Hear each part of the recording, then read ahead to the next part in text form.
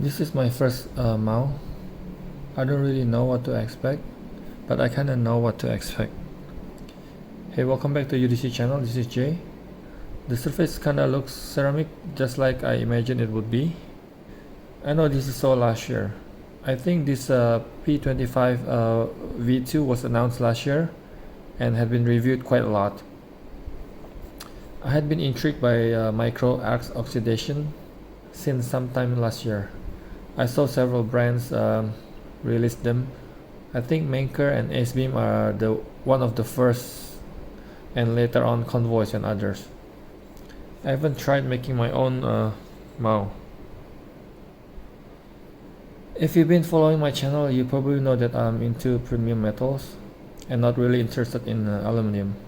So I end up always opting for premium ones instead, like this T3 or this TS10 or this S2 copper. But this P25 V2 is not available in premium metals, so I thought it's a good time to try the mouse. Let's take a closer look at the finish again.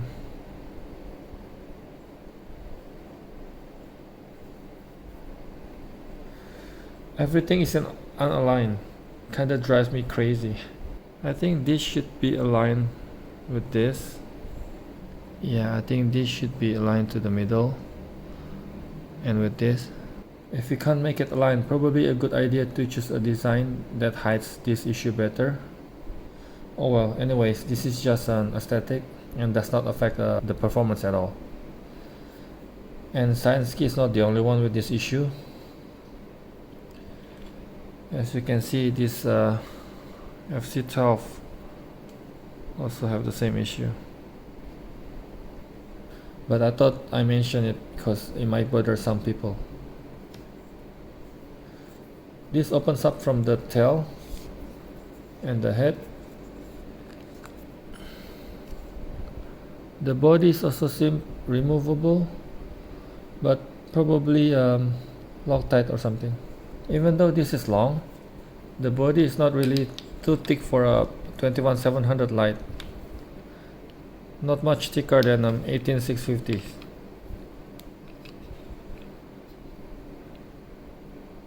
And surprisingly still pocketable in jeans pocket. This form factor kinda reminds me of Phoenix with this long tactical look. I think True Night is also quite famous for this form factor. But I'm more of an EDC guy. I don't have many tactical lights. And this is not my first dual switch flashlight. I do have this FC12, but I mostly use the short tube to make it more pocketable, like the 14500 size that I prefer. I switched back to the long tube for this video comparison purpose, since sadly this P25 V2 doesn't have any short tube. Another dual switch is this Next Torch TA30C with a combination of tactical tail switch for momentary plus rotary switch for regular modes. I'll talk more about this when I review it.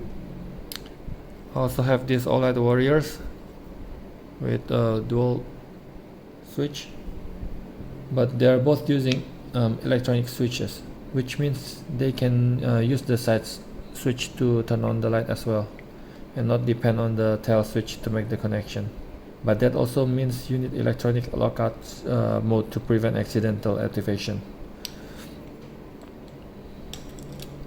With these ones, it's kinda like unscrewing the tail or a hardware lockout.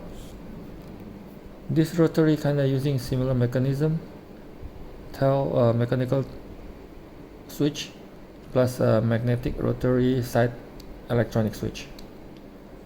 But I'm just gonna use the FC12 as a comparison throughout the review, as they share the most similarities.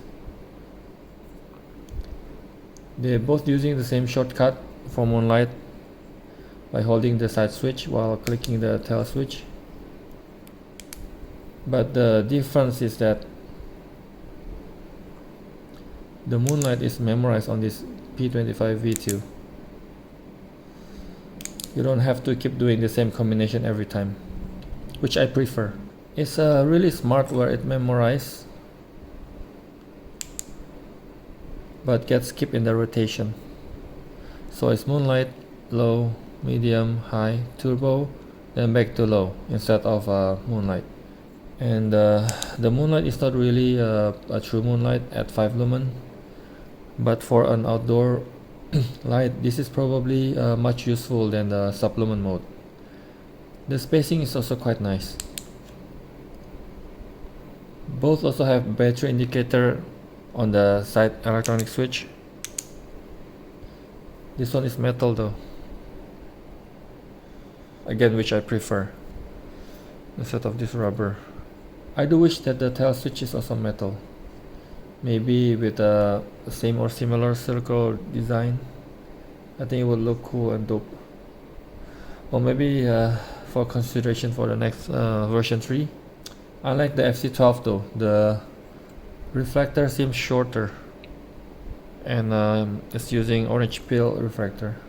It's using a huge CREE XHP70.3 LED.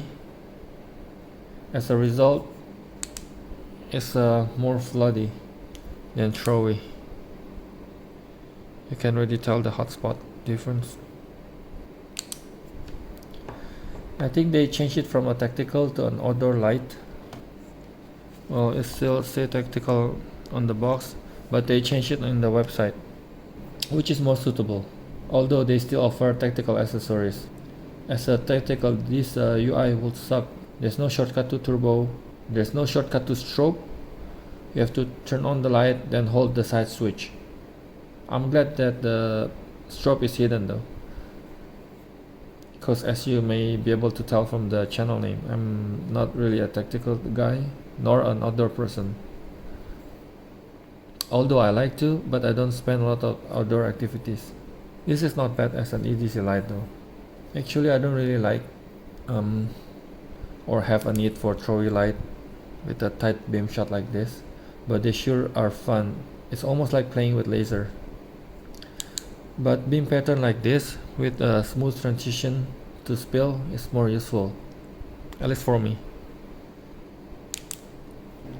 These cool white OLEDs have kind of bluish tint, and this neutral white 5000K is a bit warm or yellow.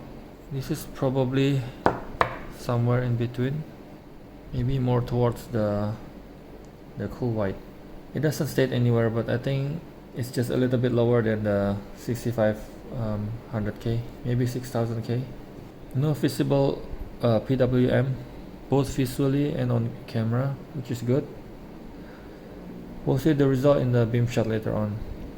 It's just a pure white floodlight, rated at 36,000 lumens, just with a single LED, which is amazing. Usually it will take at least 3 to 4 LEDs to achieve this much output. Let's take a quick look at the box.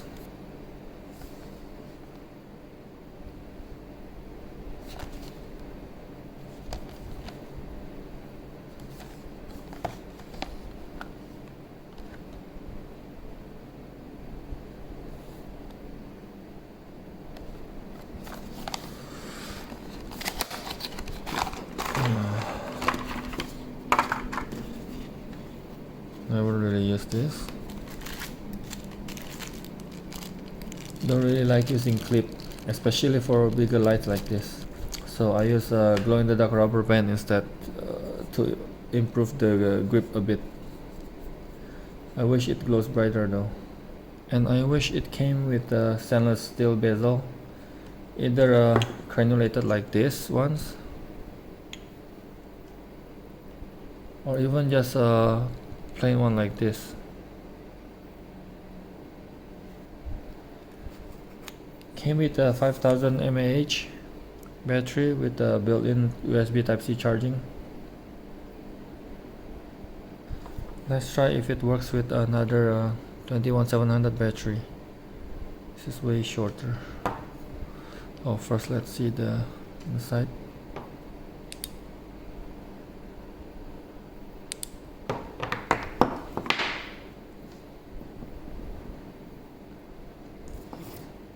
not too thick material.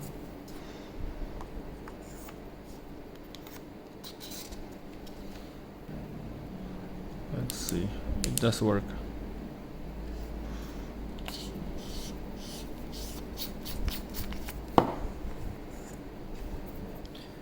The build quality also seems sturdy, nothing rattling or anything like that. Let's see. No, just kidding. This is not that kind of channel. I mean, I don't really baby my stuff, but I do take good care of them, or at least I try. And I won't test their durability, at least not deliberately. Let's go a bit on the UI before we go outside for the beam shots, because I think some modes are not covered in the manual. For the basic operation, toggle switch to turn on and off, side switch to change modes. Might need some getting used to, but it can be operated with one hand. The normal mode will be low, medium, high, turbo. Sadly, there's no shortcut to turbo, at least not that I know of. Please correct me if I'm wrong in the comments. For strobe, you have to hold the side switch, strobe warning, while the light is on at any mode. Then hold again for SOS. Okay, let's just see it outside. Okay, try to record. This is Moon.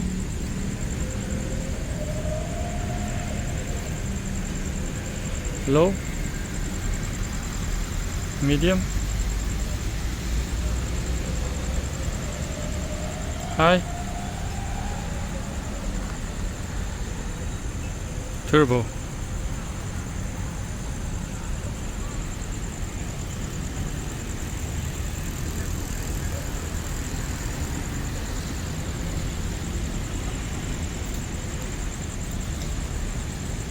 Low, medium, high, turbo.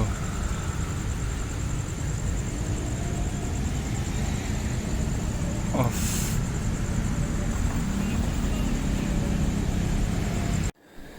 Okay, we're back. Honestly, I think overall design and features are okay. It's just like any other lights with similar form factor. It's the finish that attracted me to try it out. It's different from the usual plain black flashlights. It is MSRP at 99 bucks. I'll put a non-affiliated link in the description below. Okay, that's all from me. Thanks for watching. Don't forget to like and sub for more content. See you guys in the next one. Bye now. Wait, do you guys know what this means? Not sure which way is up. Anyway, with a dual switch like this, you can use the momentary as a Morse code indicator, since it won't change brightness. And you can first pick the brightness and then start with the code. Let's see.